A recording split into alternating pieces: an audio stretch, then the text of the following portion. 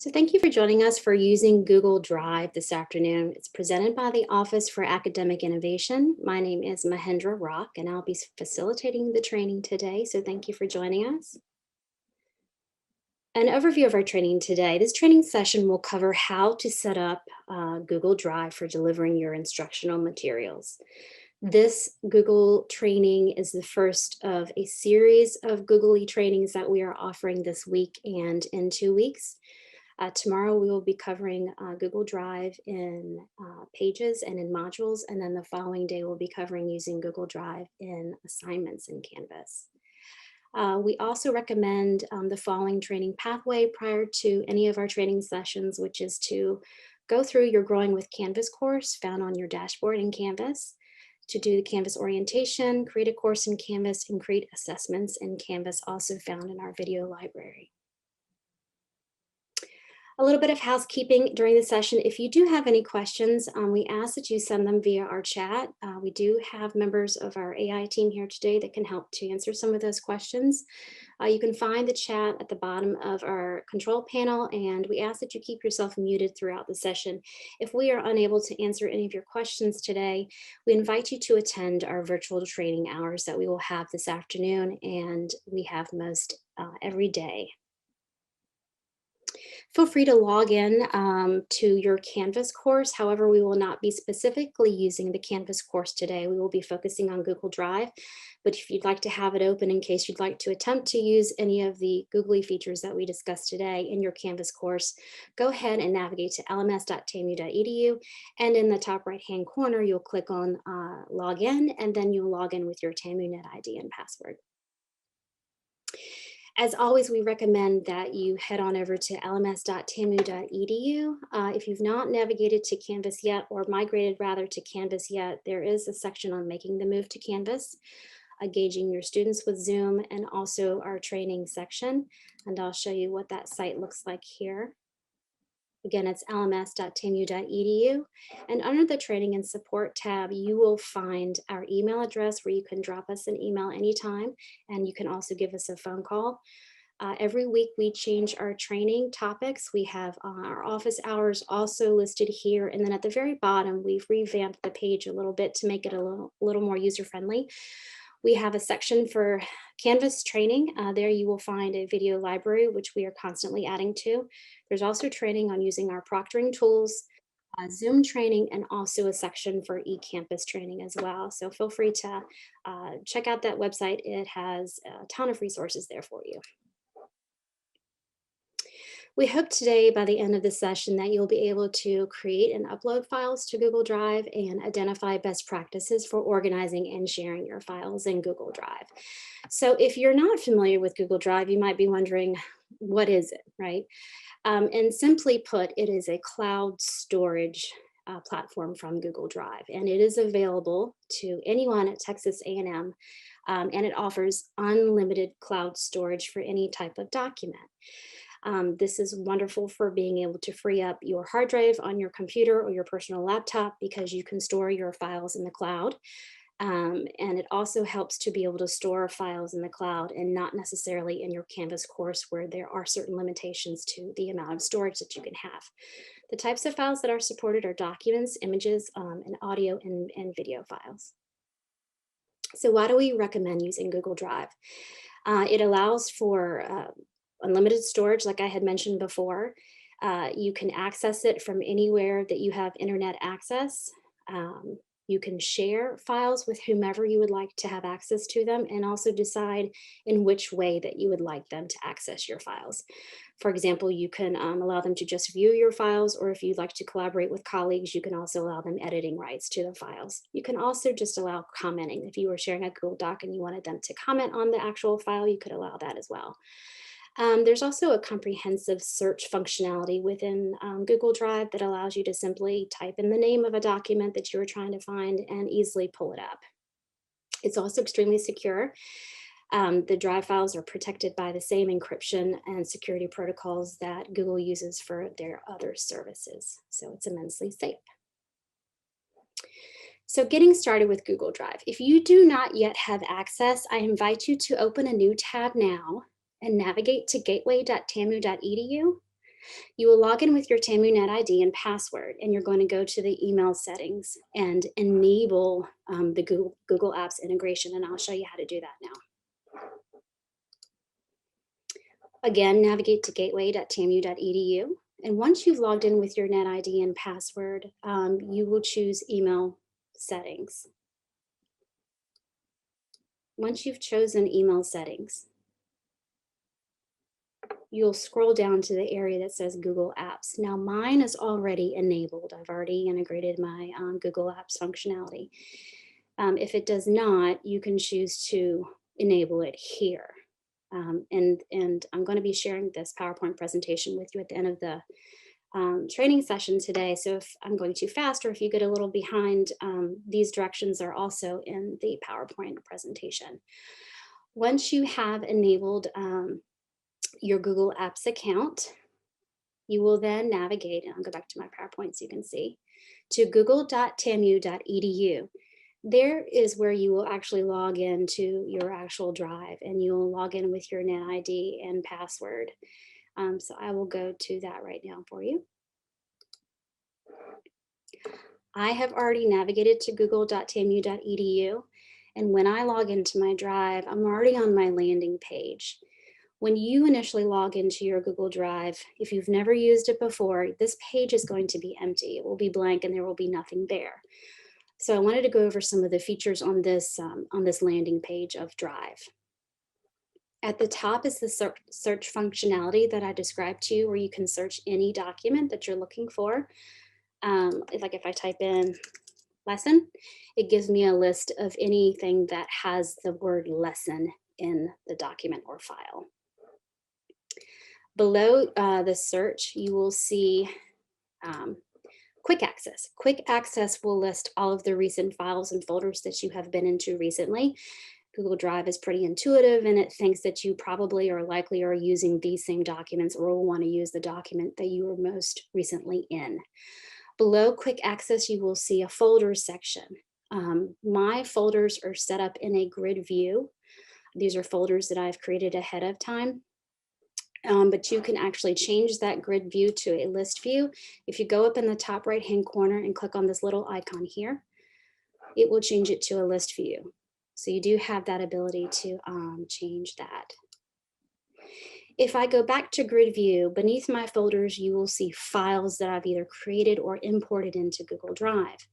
These do not have a home. They're just hanging out, waiting to be organized into the folders that I created. And a best practice that we recommend is to go ahead and create the names of the folders that you know you want to have organized. And likely you have folders already on your hard drive where you might have lecture notes or projects or classwork. And so we recommend that you organize your Google Drive in the same manner. If I imported a file or if I created a file that didn't have a home and I wanted to quickly organize it from here, I could click on this document and just drag it right into that actual folder, just like that. And now that document is housed within the folder that I've created. So if you don't have any folders, you're brand new to Google Drive, in order to create a folder, you would click here in the top left-hand corner where it says New, and you would click Folder. And you would give it a name, and you might say English 105, 504, or whatever the name of your course is, or whatever makes sense to you. I now have a new folder that's been added to my folder section on my dashboard. Now I can begin to create documents within the folder. So think of it as like a filing cabinet, like a system of folders within folders. This is my main folder. If I wanted to create folders within this folder, I would again click New Folder, and I might make a folder that says Research. I might want to create another folder, New Folder, that says Projects. And you just keep doing the same thing until you're happy with the types of folders that you want to organize your files into. And if you can see at the top, there's this like breadcrumb. I call it breadcrumbs because I can follow the path to see where I am in Google Drive. I'm in my English 105, 504 folder, and within there, I've got my other two folders, okay? If I wanted to just get back out of this folder and go to the main folder, I could click on that, or go back to my drive just by clicking on my drive. If I wanted to add certain documents to this folder, I would merely click on the folder and add new documents. But to add new documents, you go to the same area here, plus new. Under plus new, you have the option to add a Google Doc, a Google Sheet, or a Google Slide. If you are familiar with Microsoft resources, Google Docs can easily be described as Microsoft Word doc. Google Sheets is similar to Excel, and Google Slides is similar to PowerPoint. So if I wanted to create a new document, I would simply click on Google Docs and I could choose to create a blank document. And that's going to open up into just a simple blank document. Now I didn't lose my spot in my Google Drive, it just opened up into a new tab. So if I wanted to toggle back to that main screen, once I'm in my document, I could merely click back to that tab. But if I wanted to create a new document, it comes up blank and it does look similar to Word. All of these tools up here are very similar to the same functionality that you would find in Word and in the RCE, the Rich Content Editor in Canvas. It's gonna default to an untitled document. So we need to give it a name. And this could be, like SA1. And then you just type away and create as you would normally do in any kind of Word document, excuse me. It auto saves for you, which is really cool because normally you have to do file save as, but in Google Drive, everything auto saves. Now, let's say you are collaborating with a colleague and they go in and they delete everything from your document. You can actually search and the revision history, and you can go back to the version from, let's say, last week. So all is not lost in Google Drive. It auto saves for you, even previous versions. If you wanted to upload a file into your Google Drive that you had on your hard drive, you would simply click on New. Again, New is your friend. This is where you're going to create your files, and this is also where you're going to upload your files. It says File Upload. So you can upload individual files, or you can upload folders full of files. So I'm going to click on File Upload to show you what that looks like. And I'm going to choose this image, and I'm going to pull it in. You will see it uploading here on the right, and then you will see it coming down here at the bottom. Now I have an image that I've pulled into my drive, and it's hanging out. It needs a home. So I want to put it into one of my folders. I could simply drag like this, and it would go right into the folder, or I can right click and I could say move to, and it says, well, where do you want to move it to? And it's going to give you a choice of the folders that you've already created. You have the option and the freedom to move around any document by either right clicking on the document or going directly in the folder and moving it there. So I want to, put it into this folder. Now it's going to move it to that folder, but if you also have subfolders there, it's going to give you a further option to further organize that particular file. If you wanted to upload a folder, you can do so also by clicking on File Upload. And I'm going to go back to my PowerPoint to make sure that I am staying on track and covering everything for you. We talked about creating folders, uploading existing files, and creating new files. Okay, let's talk about our file options. So within your files, you have several options. Let's go into a folder, and I've got lectures here. If I right click on this, I have the option to share the file with someone. I have the option to move it like we just showed you. I have the option to rename it. Like, let's say, I don't like the name of this. It doesn't inform me about anything about this image. And quite frequently, I'll download things personally and always forget to rename them so I can go find them later. So you can simply rename it here, like library image, and then hit OK. And then it renames it for you. Again, right clicking on that is a quick shortcut for me. And I can also make a copy. So making a copy of documents is immensely useful if, let's say, you are creating lesson plans. So I'll go back and see if I can find something with lesson plans in it. Go to English 393. Okay.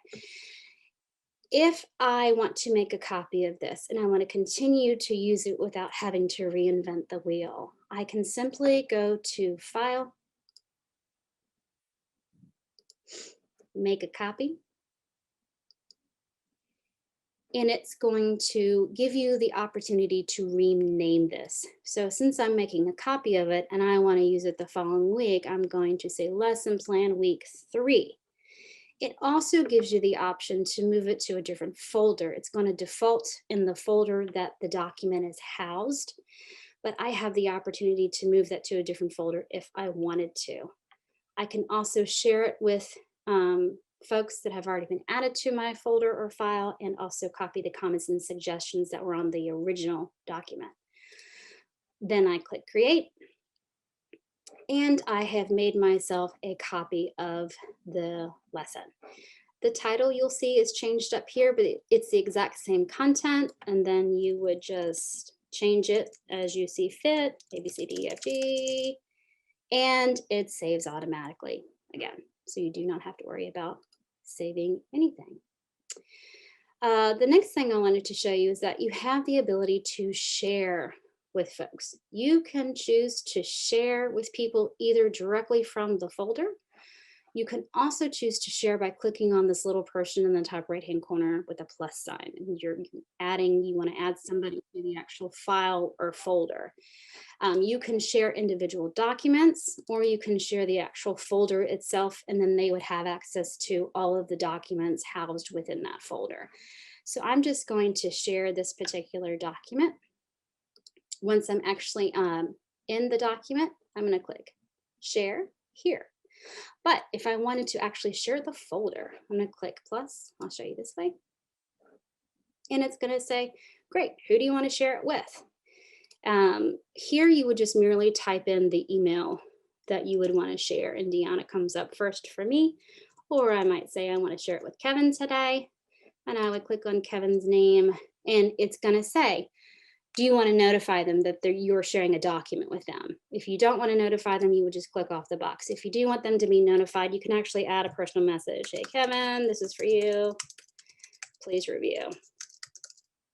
It gives them the name of the document, and then you would just click send. Now, Kevin is defaulted to an editor, which means that he has the ability to edit this particular document. But if I wanted to change that access, I could say I only want him to view that particular document. The other thing I want to bring your attention to is you can actually share the link like in an email, and you could click copy link. It defaults to anyone in this group, anyone in Texas A&M can open this link. However, if you wanted to restrict that view, you could say restricted only to the people that I'm directly sharing it with. Or you can make it open to anybody with the link, and you would click on anyone with the link can view outside of Texas A&M. So I bring that to your attention because a lot of times faculty members who are sharing documents with students are concerned about their privacy within their drive, and here is where you can actually control that. And then you would just click done and send. And I want to make sure that I've covered everything here for you. We talked about sharing and sharing the link. One more thing that I wanted to show you before we end our session and open it up to questions is if you wanted to download a copy of whatever it is that you're working on, like download it in PDF form so that students could not edit it, you could do so by clicking on the document, going to File, and then you would select download, and you would have the opportunity, my computer is slow today, you would have the opportunity to choose the file type that you would like to download your document as. And do you see where my name popped up here, right? That means that I already have it open. Okay, and if you're collaborating with someone else and they're in the document with you, you'll see their name pop up and typically in a different color than yours. But here you would download, and you could download it in a Word format or PDF or plain text if you prefer. And that is all that I have for you today on the basics of Google Drive. And I'm going to open it up. If you have any questions, we're happy to answer those questions for you. And I'm also going to share the PowerPoint in our chat. To learn more, please visit lms.tamu.edu or email us at aihelp@tamu.edu. Thank you.